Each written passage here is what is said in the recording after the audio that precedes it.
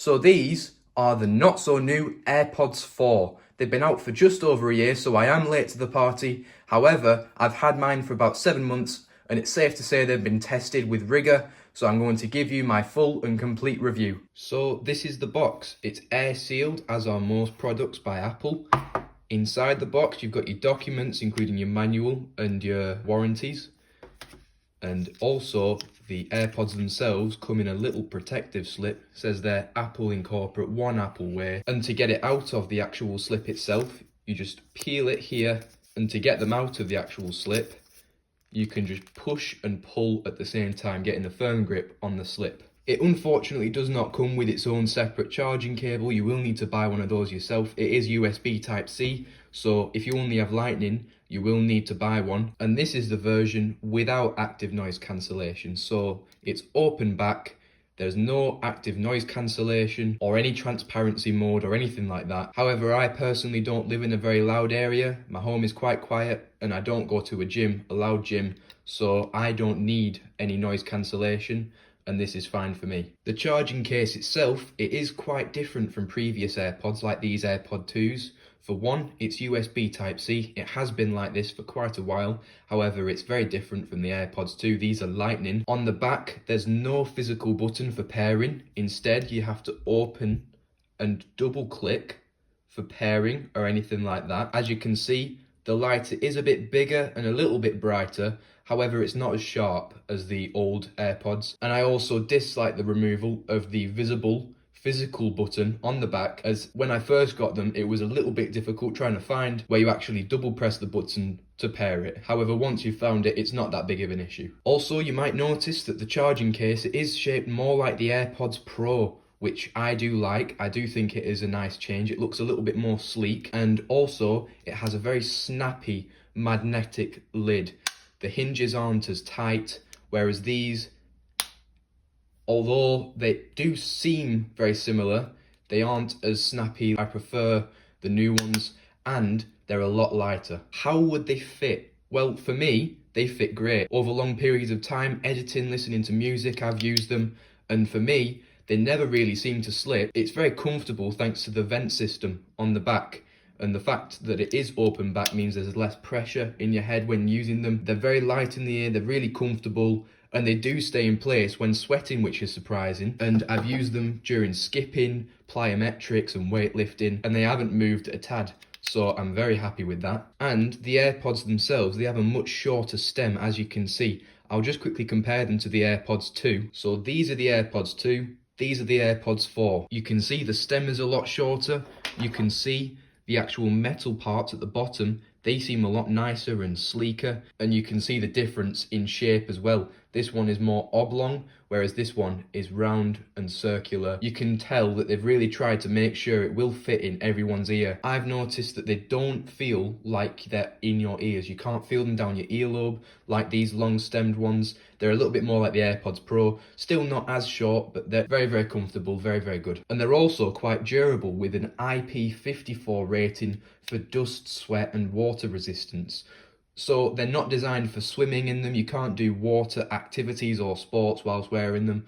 However, if you're sweating, they won't get damaged, and dust won't either. For sound quality, these are amazing. They reorganised the internal structure so that they could get a bigger speaker and louder audio, and you can tell it's really, really good. Really enjoyable listening to music, watching YouTube, watching movies. The treble, the bass and mids, for me, they all sound absolutely bang on when I'm listening to music. So if you're going from an old speaker or an old pair of wired earphones, then these are a massive upgrade and you'll definitely notice a difference. I really enjoy using them daily and I would highly recommend them for their speaker. And Apple says they have a custom high exertion Apple driver and a custom high dynamic range amplifier.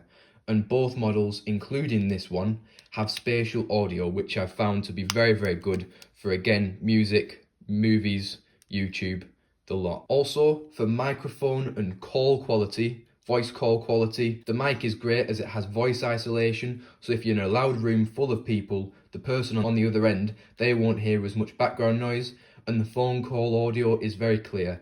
However, if you're buying them for Zoom meetings, if you have regular work meetings on Zoom, then I wouldn't recommend them, because if you don't have a built-in computer microphone or a separate microphone, they turn the audio quality from clear to very clouded and tinny when the microphone is in use. But that's only if you're using the AirPods as a mic. What about battery life? Well, I only have to charge the case once every 1 or 2 weeks, thanks to its 30-hour charge case battery life and also 5-hour individual battery life in each AirPod.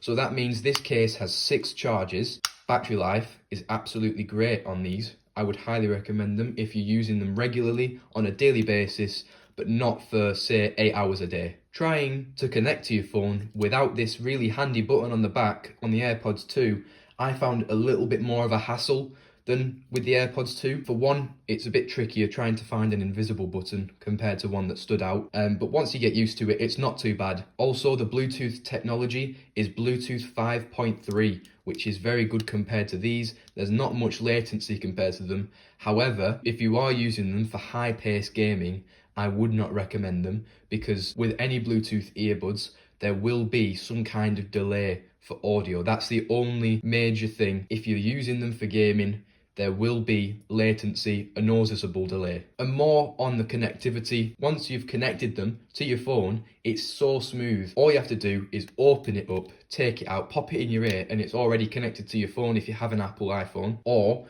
if you've got multiple Apple devices, for example a MacBook or an iPad, and you're using them both at the same time, it automatically switches so that whichever device is playing audio, that's the one that you will hear. And with the actual buttons on the AirPods or force sensors, you can see them there. I actually don't prefer these to the old version where you would just tap it in your ear. It was a lot easier then for me. I don't know why they've switched that. It's almost like they've switched the buttons on the back of the AirPods 2 case for a button on the AirPod and an invisible button on this case for the invisible button on the old AirPods. Why? I don't know. I don't like it personally. However, it is a little bit nitpicky. If you look inside this documentation, you'll see that you find instructions on which commands are which on these AirPods. So once you've gripped the stem, if you press once when listening to music or watching something, that pauses the video or pauses the music. To double click, it fast forwards, and to triple click, it rewinds. If you're on a phone call, it's 1 click to answer, 1 click to mute or unmute, and 2 clicks to hang up. So they're very simple commands. Once you've learnt them, it's a nice simple system. They also have a head gesture feature. I personally haven't used it, so I can't really comment on that. We've touched on the sound quality, we've touched on audio and call quality, but do you need noise cancellation? That's a very big question when you're buying the base model compared to the big model, because there is a big price difference. So if your budget is around £100 and you want noise cancellation but you don't really need it, is it worth it? Well, if you're living in a bustling city, you go to the gym often, your train commute, it's very loud, or you go on the bus to work, then it is worth it to buy the noise cancellation or to get different earbuds that have noise cancellation. However, for me, I live in a quiet area and I don't go to a gym, so I personally don't need any noise cancellation. But if you are living in a city, it very well could be worth it. And the base version, it does not have wireless charger compatibility. So if you're buying this version, you can't connect to Apple Watch chargers. You only are able to charge it via this USB-C cable. However, if you buy the active noise cancellation version, then you will be able to do that with your Apple charger, with MagSafe, and you will be absolutely fine if you need wireless charging. And now for the pros and cons. For the pros, it has incredible audio quality. It's light and comfortable in your ear, it doesn't move or slip very often. If you have an iPhone, the connectivity for daily use and regular use is very, very smooth. I really enjoy using them. You kind of don't really notice that they're connected via Bluetooth. It's almost like you're just plugging it in, or you're just putting it in your ear. It's already connected. It's really, really nice. I really enjoy it. The battery life is very good. 30 hours in the charging case, 5 hours in each individual AirPod. Having 6 charges, so that's really good. And the latency, it's not bad. It's really good when you're listening to music, watching YouTube videos. But if you are high-paced gaming, then, you know, it might be worth it to just get some wired earphones. For cons, for me, there's no button on the charging case like these ones, AirPods 2. I really like that. And there's no tap in the AirPods like that. You have to grip it and press the stem. And when you're on Zoom, there's a bit of a tinny, muffled audio. I don't know if it's like that for Teams or anything like that. And it is a little bit tedious to connect at first with that invisible button. So, you know, if you struggle connecting things without any invisible buttons, then you might struggle connecting it like this. And obviously it is the base model, so it's missing noise cancellation and transparency mode. Is that necessary? Well, for me, it's not. But if you're living in a city, again, it very well could be worth it for you. So should you buy the AirPods 4 without active noise cancellation?